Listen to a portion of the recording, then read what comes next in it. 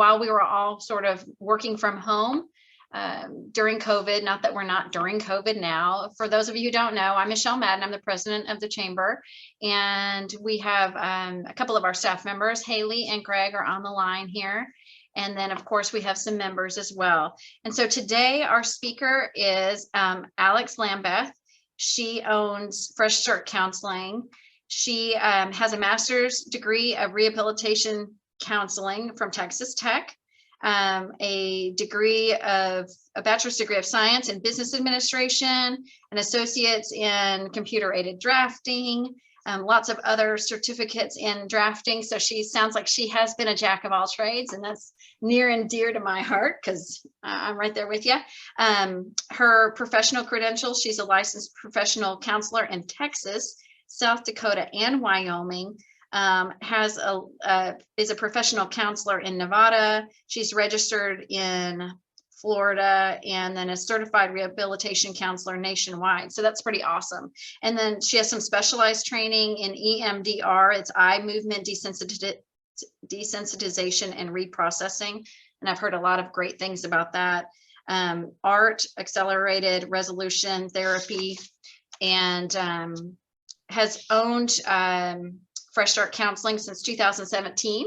She is a chamber member, and we're happy to have her. She lives in our community, so that's awesome.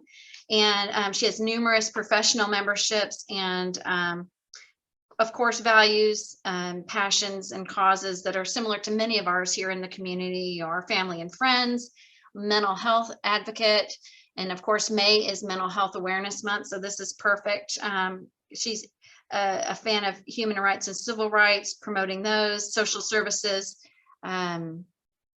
education, disaster and humanitarian relief, the alleviation of poverty, and of course, shelter volunteer work. So I'm excited to hear what Alex has to say. So we're going to give her the floor. And if you can hold your questions probably to the end, I think that she's open to answering those. But we're just thrilled to finally have Alex as our guest speaker today. And it's been a long time coming for me. And so at this time, if you guys can keep your speakers muted, your microphones muted until the end, I sure would appreciate it. And at this time, Alex Lambeth.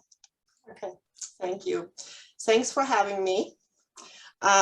When Michelle contacted me, I was not too thrilled because, to be totally honest, I am super busy and I see 8 to 10 clients a day. And it wasn't that I didn't want to do it, but then I was also thinking, well, here comes white mozzarella cheese girl, and how do I fit into this, journey of inclusiveness? But at this time, she already kind of like baited me in. And, we planned it 2 months out, so there was no getting out of it anymore. I'm like, okay, well, let me look at this. I watched all the other videos and it did make me a little nervous. Just want to say up front, I am not a good public speaker. That is not something I enjoy doing. I'm trying to do my best here as we're going along. This will be a bumpy ride. So if you bear with me, I appreciate that. And also, I probably have a few jokes here or there, but I will be very honest, there will be a lot of deep and heavy stuff here because I will talk about mental health and suicide, because that is the area that I'm very passionate about and that I feel like it's important that we are inclusive. And there's a lot of experiences in my life. So if I puppeteer here or there, I apologize ahead of time because that's probably going to be something I can't avoid doing if I go into all this stuff, okay? All right. Now, I'm not going to go too much into this. You clearly can hear I have an accent. I come from Germany originally. I was born in 1975 into a white, and I would say poor, I guess here it would be called white trash family. That is pretty much, I think, where I come from. In 1997, I married an American soldier who was stationed in Germany, and he brought me over here as a souvenir. And basically, we're still good friends. We have a daughter together. Didn't work out between us in the end, and I got remarried. So that's the super short version. But of course, I'm kind of going into this a little bit more. So I will talk a little bit mostly about mental health, but I will probably also bring up women rights and, you know, being poor, because those are experiences that I've also had. And they're probably, if I look down, this is because I have to have my notes. If I look at your guys' faces, I'm completely don't know what to say anymore. So I'm going to have to do this my way, okay? All right. So the values that, you know, Michelle already read, what I want to add on there is I'm all about destigmatizing mental health. I see this every day with clients, where people come in and they're literally scared of seeing a therapist because they think they're going to get a stamp on them, and it literally is like on their forehead and it says crazy, just because they're reaching out, seeing a therapist. And it shouldn't be like this anymore in today's world, but unfortunately we still see that quite often. It's important to me that everyone feels okay to reach out when they need help, that they know what the resources are, what's out there. Normalize therapy for groups that are less likely to seek help. Who are those groups that are less likely to seek help? Those groups are men, because, you know, most men were raised under this umbrella, boys don't cry, yeah, or just, you know, if somebody says, you know, I'm not feeling good, I'm scared, then the answer is just get over it. And that is not a healthy way, really, of reacting with children, because when we're kids, we really don't know any better, right? Like our parents, they're like the ultimate, they tell us whatever they're telling us is the ultimate truth, and we take that on and we internalize this. And so I think that is where that comes from. Also, African Americans and Asians are two subgroups that do not reach out to counseling very often. Does that mean everybody? No, there clearly are some, but there is this sense within the African American community, and this is not by my personal opinion, by the way, this is something I got out of, you know, graduate books. I studied that in school, but African Americans are sort of like, we don't go for outside help, we fix our things within our family, we take care of each other. And the Asians are, yeah, we don't talk about this, that's embarrassing, we don't want to bring any shame to the family. So there are sometimes these cultural values that hold people truly back from reaching out for help, because they're worried about getting judged. Making people aware of different types of treatments that are available. Going to a therapist is not the same. One therapist is going to be completely different to another, and I think that's something that people need to be aware of. You, number one, want to click with your therapist. If you go into a therapist office and in the first session you're not feeling like you're making a human connection, find someone else. That's not the right person for you. And then secondly, check what their specialty is, because I see a lot of times profiles from therapists, they're the experts in everything and know really nothing. Go and see someone who really specializes in what you're looking for, and then also check what kind of treatment options do they use for these things. Inform yourself so you're actually getting the treatment that you want. Suicide awareness and prevention, we're going to talk about that a little bit, and equality for everyone. And when I talk about everyone, what do I mean by that? Hold on here, I had it. For everyone, and that is regardless of color, culture, country of origin, nationality, birthplace, age, sex, sexual orientation, relationship status, religion, or politics. And I think here in America right now, the times we're going through, all of these things are hot topics, and it makes it very difficult to feel inclusive in mental health, which is already a stigma, and then bringing this on top of it. Okay, bear with me. I want to real quick talk about what kind of services I provide, and this is not to make this an advertising session, just to kind of explain, you know, what kind of work I do. I do not work with children. I love children, but you know, having my own, I realized this is not actually the group that I want to work with. I work with adults, pretty much 18 up to any age. I specialize in trauma work, very specifically in PTSD. I help people with anxieties and phobias, self-esteem and self-confidence issues, guidance through life transitions, and I specialize in EMDR and ART therapies. These type of therapies are power therapies that focus on processing negative memories and emotions out via bilateral stimulation. And if you're wondering what bilateral stimulation is, that is when you see like a therapist moving their finger back and forth and your eyes are following, kind of like in the REM cycle at night when you're dreaming. That's what you're doing there. So you're processing all negative stuff out, and then you are installing with the same process positive new things in. And that doesn't mean that your bad memory is going to go away and no longer exist. It's still there. But imagine something that you have thought of that has always troubled you, like you're thinking of it and you're like immediately, oh, I want to shut this thought down. Think about, you could think about this and bring this up in your head and it's not bothering you anymore. That is possible with these kind of therapies that are out there. And there's nothing wrong with talk therapy, but you know, these are process-based therapies where you really don't have to do a lot of talking. You just have to basically follow commands. The way I always explain these type of therapies to clients is, think of me, the therapist, being the facilitator, you as the client, the operator, and your brain is the autopilot. And then you basically, you know, I'll tell you to go sit in your Tesla, and I'm going to tell you how to, you know, program your autopilot. And the funny thing is, in every session, the client's holding on to the wheel. They don't want to let go of this wheel because they don't understand the process of what we're doing. And they're like, I think I'm not doing this right. I think I'm not doing this wrong. And I'm like, you're fine. Just trust the process. Your brain is already 5 miles ahead of you, and it already made a U-turn when you're thinking you're in a one-way street. So if you trust the process, right, then you're going to get the results that you want. Let me go to the next thing. I also, this is something I just started working on, offering intensive sessions.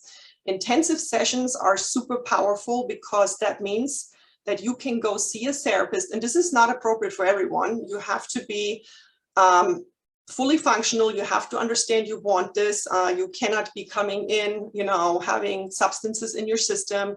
You have to be fully cognitively be aware when we're doing this, but you could come in and literally clear out years of trauma that you've been walking around that you might have gone to therapy for 10 years for and spent thousands and thousands of dollars on. And yet you're still sitting here and having these worries in your head and these irrational thoughts. And you feel like, can I never let go of this? In these kind of sessions, you can go in and yes, you can actually let go of this and live your life. And I love the results that I have with my clients and also the feedback. One of my last clients, in fact, I think he gave me a really good Google review. He came in and he said, yeah, we worked on a few things, but this one here, I don't think I can let go of that. And I said, okay, 40 minutes later, all right, that's not bothering me anymore. I'm like, okay, just checking. So, you know, these kind of therapies can be very, very powerful. They can help with a lot of stuff. Of course, they were initially created for PTSD, but they can help with anxiety, with phobia, self-esteem, etc., etc. Alrighty, now let's go and dig a little bit deeper here. What I kind of want to talk about, because I didn't want to bring up wishy-washy content. So let me see where I start here.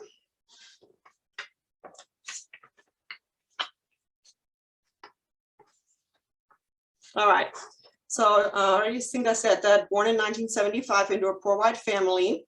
I have a sister who is 2 years younger. She's still in Germany. My mother is no longer alive.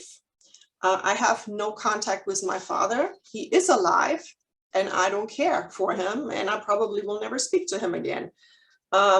Earliest memory is that we had no money ever. Like, you know, I literally remember my mom having to go to family members and ask for food. I remember also my father was very abusive towards my mother. I remember one time he threw a bowl of soup after her, and there was still hot soup in there, by the way. He wasn't quite abusive to me and my sister, but I already knew at a very young age that their dynamic, there was something off. And My mom, of course, had her own burden. We have a lot of mental health issues in my family. My mother was diagnosed with schizophrenia. And oh God, I have memories of my mom dancing like a crazy person around in the living room, trying to, get the devil out of the living room. There were neighbors that we had, and they were really nice. They knew that we didn't have a lot of money. And I remember the neighbor giving me a bag full of apples, and I was really excited. I brought them home and I thought, gosh, I'm sorry starting. I thought, she would be excited. And she yelled at me, and she took that bag of apples and ran back to the neighbors, threw it in his yard, and basically yelled at him that he was the devil. And I was just so embarrassed. It was awful. What other stuff? I remember one time finding my mom in the bathroom. She was just passed out with her underwear down. And I was alone at home with her with my sister. So I was the 2-year-older one. I didn't know what to do. So I got like a pot with water, and I basically dumped that pot over her head because I thought, this is going to wake her up. Nothing.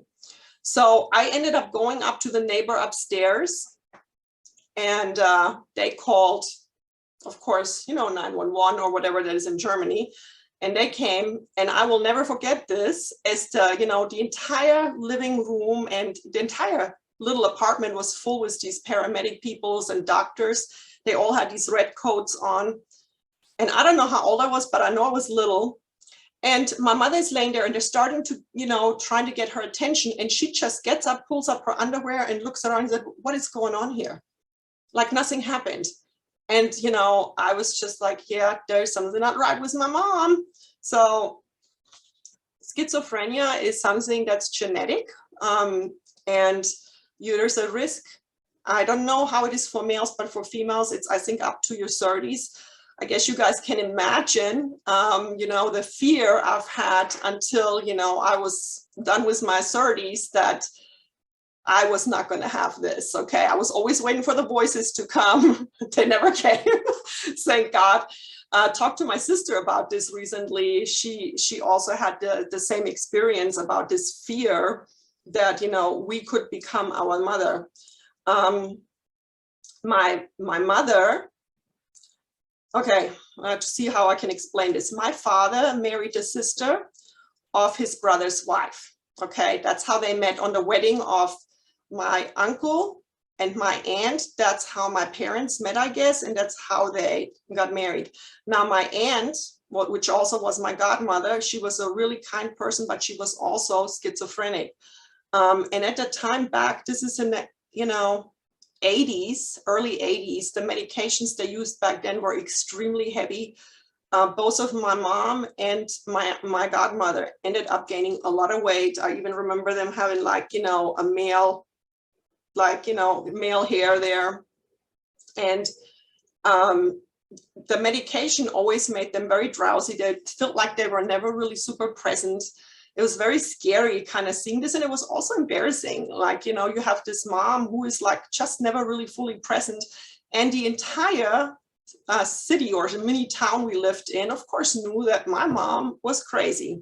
So I always felt like my cousins, and I called them my double cousins, because genetically we're basically siblings, since we, have the same family from my father's and from my mother's side. I always felt like they got the better deal because they got the nice guy. Like my uncle is super, super nice. And, he took really good care of my aunt until she passed away. Not the case with my father. Before I even go there. So, when all of this started, my mom ended up a lot of times going into psych wards, and we were bounced around from family to family. A lot of times they separated me and my sister because family members didn't want to take us both. It felt like it didn't matter where we were going. It always felt like we were sort of a burden. And in one of the families, my great cousin, and she was at the time a teenager, and I was still, I don't even know if I was in elementary school yet, sexually abused me. Yes, a woman. And don't want to go much into details about that, but I think it's important to mention it to complete the story. Then my father, who was a master manipulator, was trying to have sex with me by convincing me that I would want that. I didn't want that. Never did I agree. He watched very inappropriate movies in front of me. He wasn't doing this to my sister, who was 2 years younger. And, you know, I was always trying to keep my sister out of the room because I was worried if he was trying this with me and I at least entertained to spend a time there when he was having his situation, you know, then at least he wouldn't do that to her. Nothing ever happened, at least I don't remember it. So, but it was very distressing because then we were bounced around from different foster parents to different foster parents. And honestly, some of these foster parents were extremely abusive. I remember my sister, they sent her with diapers to elementary school to literally, you know, have her being humiliated because she peed the bed. Why did she pee the bed? Because these people were awful. They were just awful to us. They also sent her with shoes where her toes were coming out, in winter boots that were way too small. They would drive their daughter and sometimes me, I don't know, I think I was more assertive, so I was able to stand up more for myself, but my sister was required to walk in the snow, in the cold, to school with these shoes and with her toe hanging out. Absolutely awful. And, you know, some of the stuff, how it affected her, I didn't find out until years later. And while I am in a really good place where I've actually ended up, my sister is still struggling with a lot of stuff. This is emotional now talking about it, but it's no longer affecting me. But, you know, it's still hard when it comes up.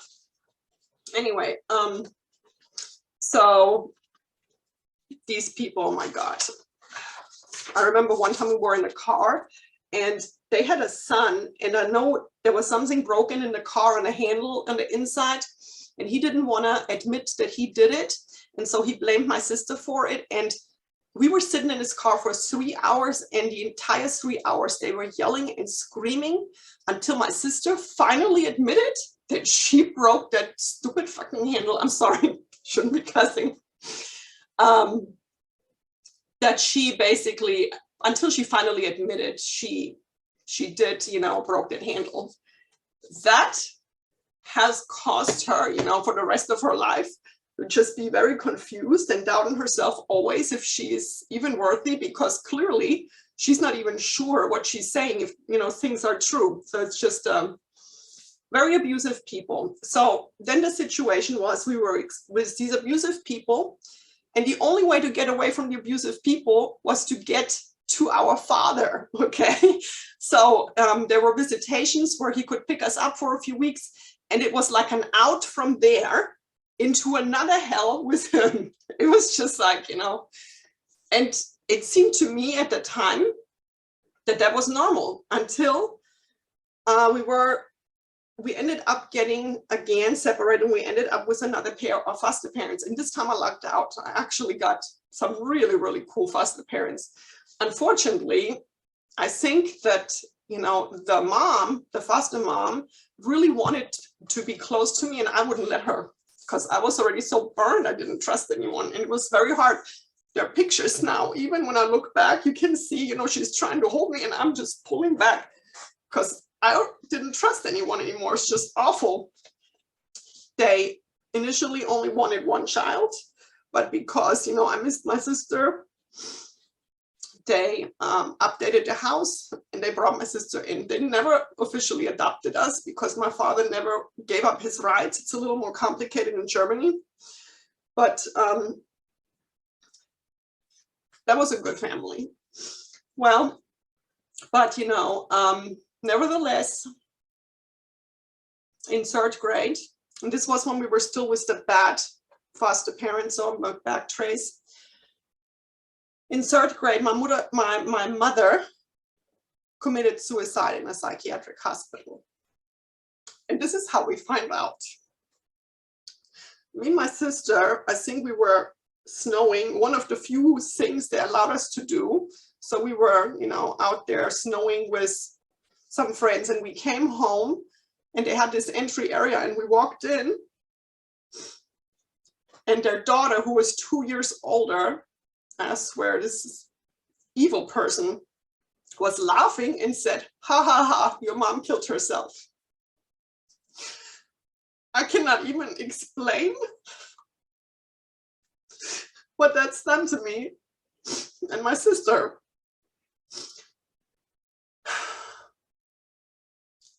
That girl got away with anything. Her mom, bought her toys, everything, and we didn't have nothing. She wouldn't let us play with her Barbies. So I guess the mom did feel bad when she saw that, which was surprising. And so she basically told her daughter she needed to apologize, but that girl didn't know how to apologize. The best she could do was give us one of her old Barbies that she had shaved the hair off with no clothes, that she was no longer playing with, to apologize. That was her apology. We were just good enough for that. In fact, God, I didn't even think about this when I wrote this together. That daughter she had, who was 2 years older, it's not that far away from my age. She always insisted of giving us a bath, me and my sister. And she would have the water so hot that, honestly, I'm surprised we didn't get serious burn marks from it. Because when we stepped in, we were forced to sit down in this. And I swear the fear I had from taking a bath was awful. And I talked to my sister about this recently. I said, "Do you remember this? Because I remember this, but I'm done with this." And she said, "Yeah, I remember that was hell." And sometimes she did it also without you being there. And then she told me something I never knew, is that that girl peed in the toilet and put my sister's foot in there. Okay, there's just stories I could go on. Anyway, so my mother committed suicide. I don't know exactly what happened because they never disclosed this information to me. And by the time I was old enough to find out, that psych ward was no longer existing. Now, my mother grew up, and I'm not talking about Ku Klux Klan here, okay, I want to clarify this, but in Germany we call it the 3 Ks, and it stands for Kirche, Küche, Kinder, which is church, kitchen, kids. That is what they were born with. That is all a woman was in that age group, okay? And to be totally honest, I even kind of got that feel still a little bit, for my age group. My mother, when she married my father, had no money. She had no education. I think, honestly, she didn't make it past 9th grade. She did learn to become, like a, person that sews professionally. And I'm sorry, my son is coming home. Let me close the door. Sorry about that. So she learned, she was a seamstress, and there were stuff like JCPenney catalogs. They had stuff like that over there in Germany, and she worked for one of these catalogs, and she was a seamstress. And God, where was I? Yeah, so that was the only thing she had, but you couldn't really make any money with this unless you were employed somewhere. And then you really, even as a woman back then, you didn't make enough for a living. It was just a little bit of cash on the side. Really, she was, all the girls were raised to get married, have kids, and raise the families. And with the husband she had, that was even not possible. So I think my mother got to the conclusion that she had no way out. There was nowhere to go than to take her life. And it's pretty sad when your life has to get to that kind of level where you feel like you cannot do anything else anymore. And, taking your life is the only thing left to do. And so this foster parents that we were with at the time when my mom killed herself, she was also the one who told my grandma that that our mom had passed away, that she killed herself. And it was so funny to me because in front of my grandma, she was always pretending to be this perfect foster parent. And my grandma would always tell me how lucky we were. She didn't know the half of it. And I'm just glad that a few years later, my grandma was already passed away when the third one of her 5 kids committed suicide and hung himself in the attic. So suicide, you know, I think there is like this thing in the family. This is something that we also screen for when we do, like, you know, these types of assessment. Has anyone ever in your family committed suicide? Because there is a higher risk factor, just like when people are, you know, drinking or doing drugs, there is a higher risk factor of that this could be happening to you.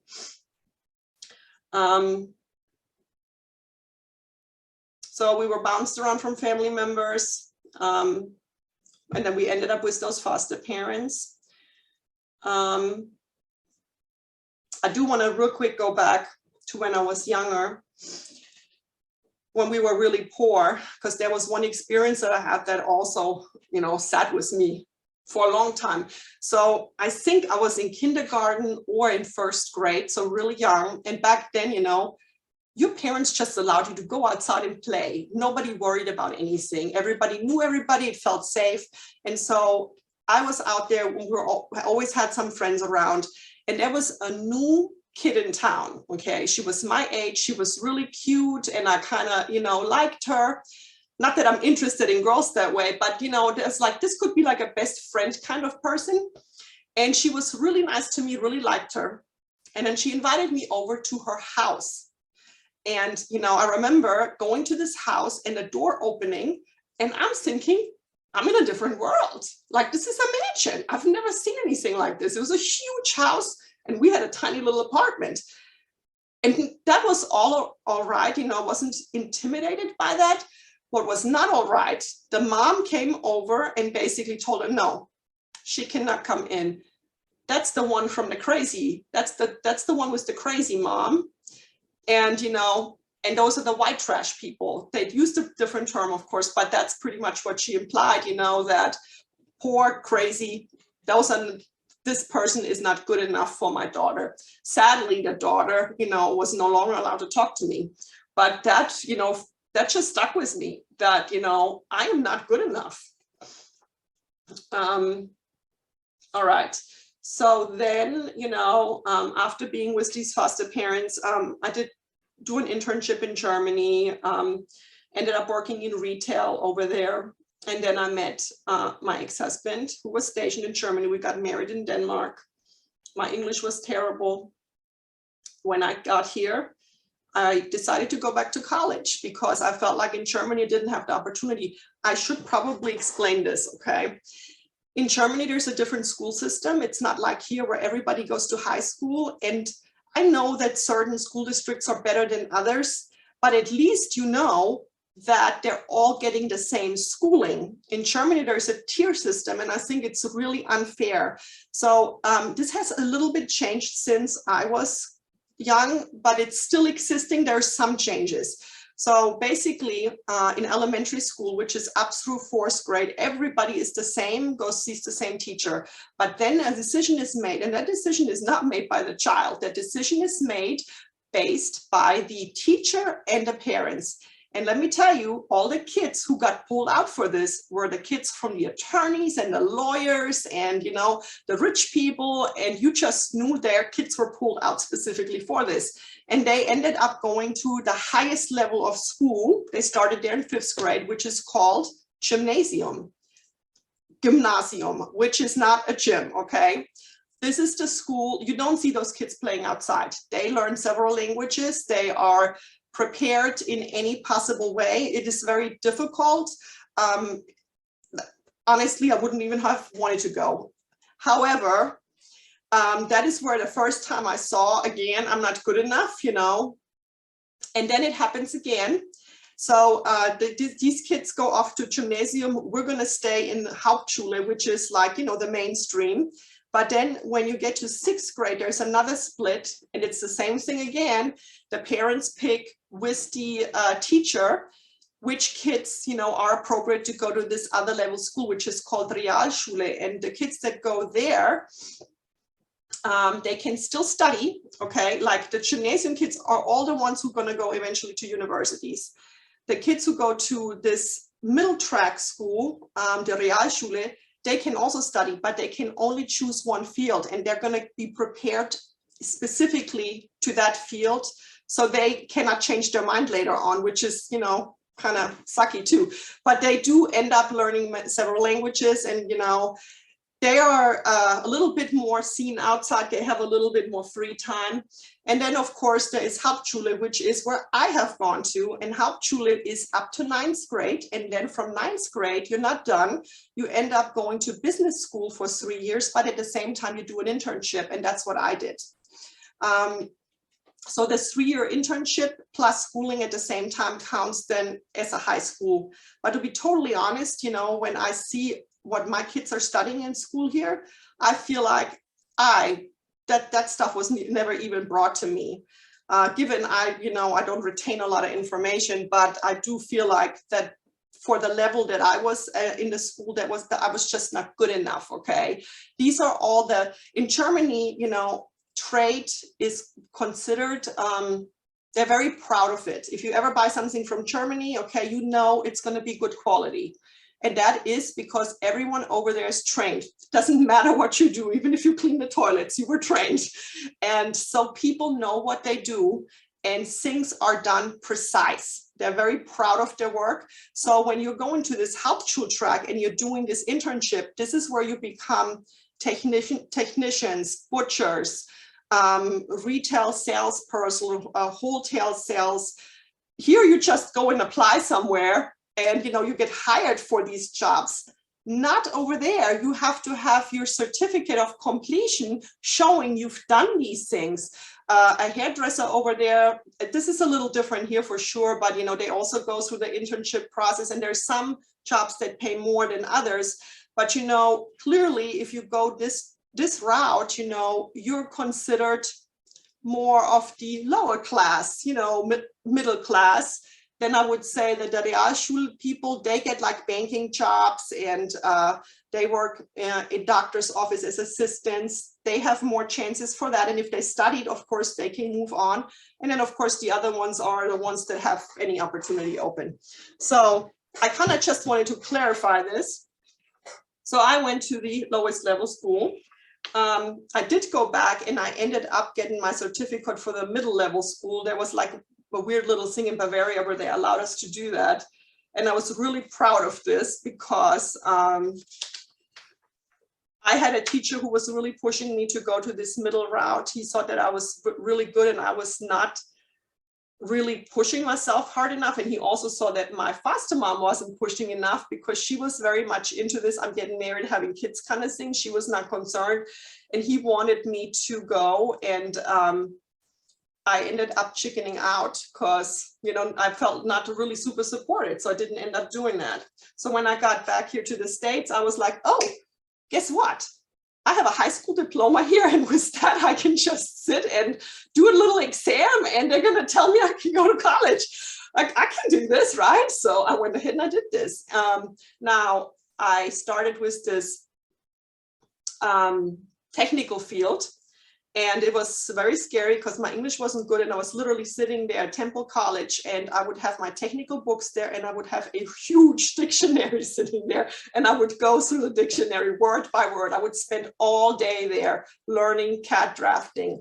And I enjoyed it. The reason I ended up not staying in this field, I was in a technical field for a while. There were several jobs there, and the reason I had to walk away from this is because I'm a woman in a man field at that time, and I definitely got harassed, okay? There was one time we had a business meeting, so I was appropriately dressed, had high heels on, but there was something out on the production floor that I had, signed, and I needed to go out there, double check on something. And when I got back in, I was berated because one of the workers, who apparently wasn't smart enough to wear a protective boot, like you should when you're on a production floor, had dropped a hammer on his foot because I was walking around in high heels.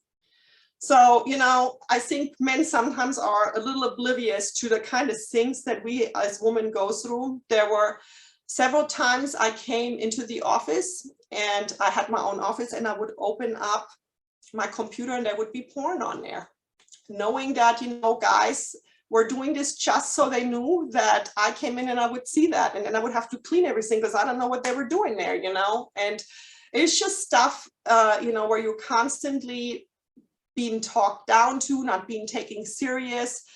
That's the part of, you know, where I feel like as a woman, sometimes you just have to prove yourself. And then it's hard, you know, if you're too tough, you're the bitch. If you're too soft, you don't have what it takes.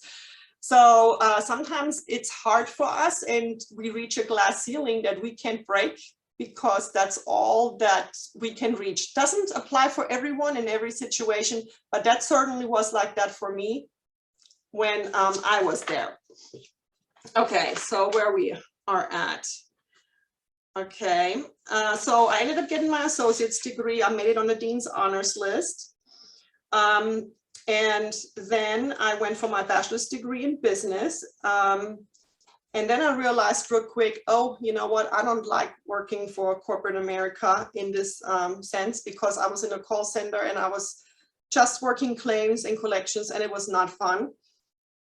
So I ended up getting my vocational rehabilitation counseling degree. And then I ended up working for the state for several years. Actually, really enjoyed it. I worked for what used to be DARS. I don't know if anybody's familiar with that. It's the Department of Assistive and Rehabilitative Services, and now is called Texas Workforce Commissions for Rehabilitative Services. So they're now under TWC.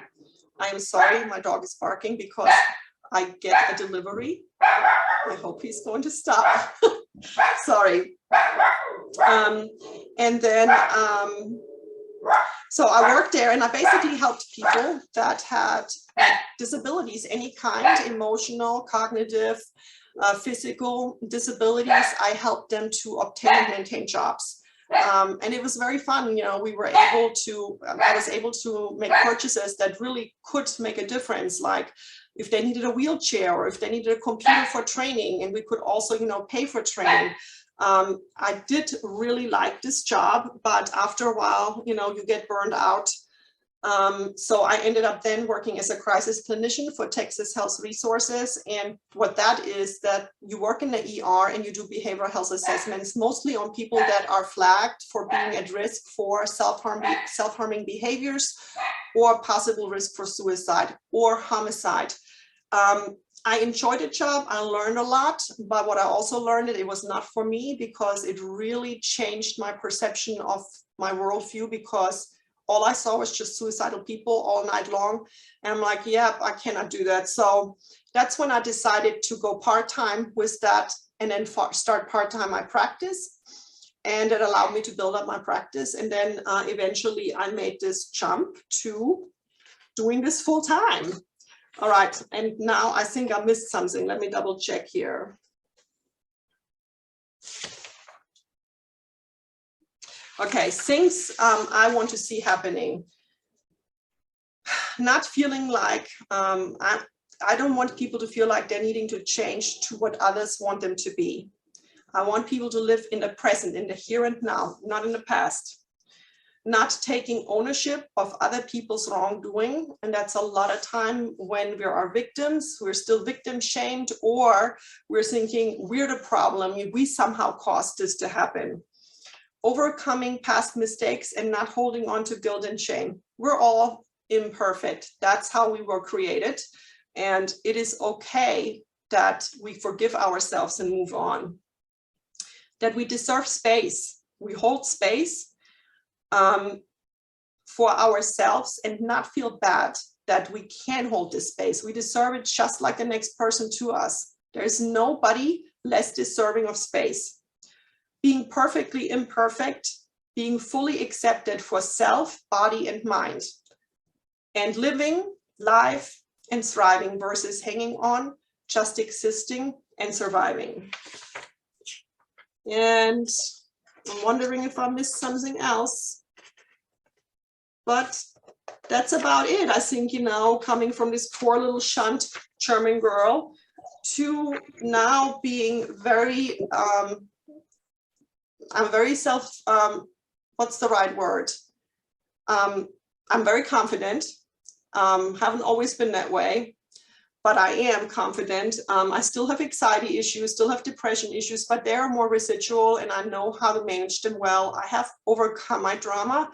This is not going to keep me up tonight. It was just something that was emotional to talk about. And that is really why I wanted to go into the mental health field, because I understand what it can do to people. It can consume your life. It can make your life miserable. And I want to help people to actually live. Also understanding for others, that you don't have to be everybody's cup of tea. It's okay. If some people don't like you, that's always going to be like that. It's okay to make mistakes. It's okay to fall, but you have to keep up. You have to get up, keep going, always strive to learn more, never give up, and, reach your goals, fulfill your dreams, always strive to advance your skills. And that's about it that I have. Well, I think that was fantastic, Alex. I'm sure that some of our other audience members have questions, and I have a something to start off with too. I think I know the answer to this, but I think that your personal experiences probably really make you an even more excellent therapist than the average person. I mean, your adversity, you can really empathize.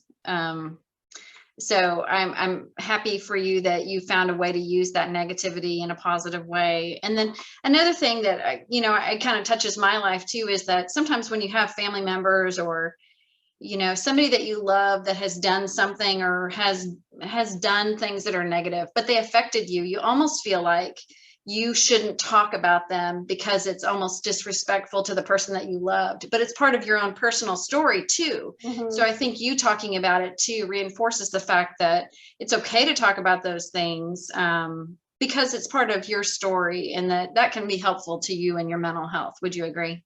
Yes, okay. Absolutely. Yeah. Does anybody have any questions for Alex? I'm so grateful to you for sharing so much about yourself. Mia, you had a question. I don't know if I have a question specifically, but I did want to say, Alex, thank you so much for sharing. And I know that can be very emotional, no matter how past it you are. And I think it's important for everyone to hear that most often not, we really don't know what somebody has gone through in their life, and you cannot judge a book by its cover. And I don't know how many of us have things that are in common with you, but I definitely have some very, very similar stories to share. And hearing you share yours is actually helping me on my journey of sharing mine. So thank you so much. Oh, thank you so much. And I really appreciate this feedback. And you're great, by the way. Please remember your positive speak at the beginning, because you presented extremely well. It's not easy online. So thank you so much for sharing with us and being open. And I can't wait to see you at the next event. I definitely look forward to speaking with you in person and having a conversation. Yeah. That's great. Thank you. And Greg, you have a comment? Alexandra, thank you for your story. It was very touching.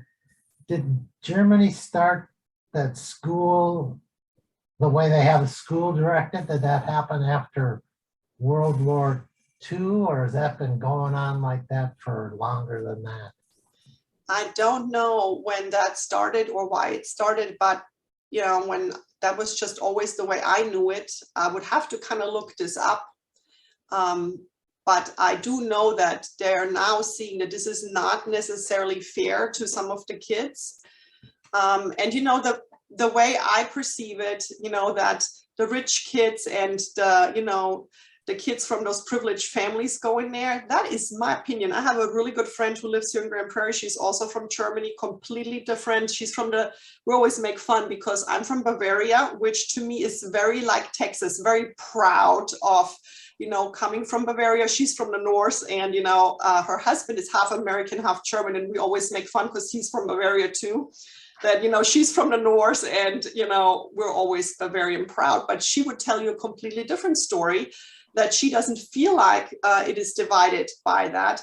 However, she also comes from a wealthy family. So, I have just a different take on that. And that's just how life is. Our experience shape us. There's not always an ultimate truth. There's just sometimes always a gray area that multiple truths, are not, they're not incorrect. Right. Any other comments? Question, Greg, because I went to the German school in Mexico City. Oh. And yeah, my mom was from Austria, my dad was half German. And that the numerus clausus system, which you talk about, was instituted after World War II. Before World War II, my mom, she gave her testimony about that. All kids, unless of course they were Jewish or gypsies or other minorities that were persecuted, they were forced to be a part of Hitler Youth, the Hitlerjugend. Mm-hmm. And it was not optional. Either you were in the Hitlerjugend or you were in a concentration camp. There was no in between. And the system was completely different. They made them go out. My mom grew up in the country. She came from a very poor family too. And they made them go out in the field and work, and pick potatoes and whatnot. I can relate to what you said, because when I was little, I had very wealthy schoolmates, and my family was not as wealthy. So, and I was on top of that, I was ugly, and I was the shortest one of the lot, and skinny. I was all skin and bones. And everybody made fun of me and bullied me. So. I'm sure you were beautiful, but kids are cruel. Yeah, so anyway. But also thank you for sharing and for being so vulnerable, because I can relate to some of the things that you said. I appreciate that. And also thank you for answering in the beginning Greg's question, because I didn't know the answer. All right. Any other comments today before we wrap up? I just wanted to. Thanks for your bravery. Oh, hey, Tyra. You go Neither first. one of us raise our hand. Go, Tyra. Ladies first. Oh, I know. I was just going to say thank you for being so vulnerable. We all kind of have a story, and to me, it's a beautiful thing to hear someone else's, because then you're not alone. Whatever it may be. So, I think takes someone who's extremely brave to be able to just share, your life. So anyways, I applaud you for that. Thank you. Thank you, Alex. She stole my bravery part. So.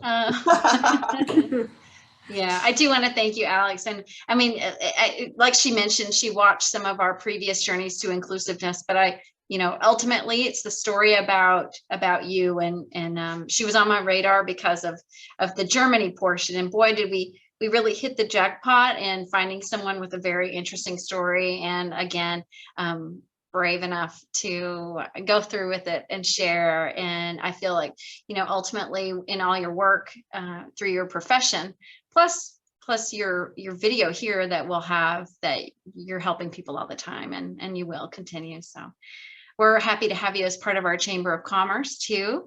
I remember your ribbon cutting quite clearly, and I know that you're busy all the time, but we certainly would love to see you again at any after hours events, because I know during the day you're pretty much booked. So yeah, I just have to put it on my calendar, because when does this after hour event start? Thursday, 5 to 7. 5 to 7. No and commitment. My last client isn't done until 7. So I just have to put it on there. Okay. Is it did you say every Thursday? No, it's the 4th Thursday of the month. 4th Thursday. 5 to 7. So. Okay. I'm going to give this a try, because I do need to do better with, just being more involved in the community. Okay. Instead of just hiding in my office. By the way, I just work from home and I go absolutely nowhere. I have a few clients that see me in person. Everyone else is telehealth. My groceries are delivered. I literally do not leave the house. We need to get some sun for you, okay? You need to get out. Yeah, you're looking pretty white. That's the mozzarella cheese. All right. Well, I'm going to go ahead and wrap it up. Again, thank you guys all for attending. Alex, thank you so much. And we're going to save this and have this out on our YouTube channel. And we appreciate that. And stay tuned. And you can check out other journeys to inclusiveness as well. But we're going to go ahead and sign off now. So thank you so Okay. much.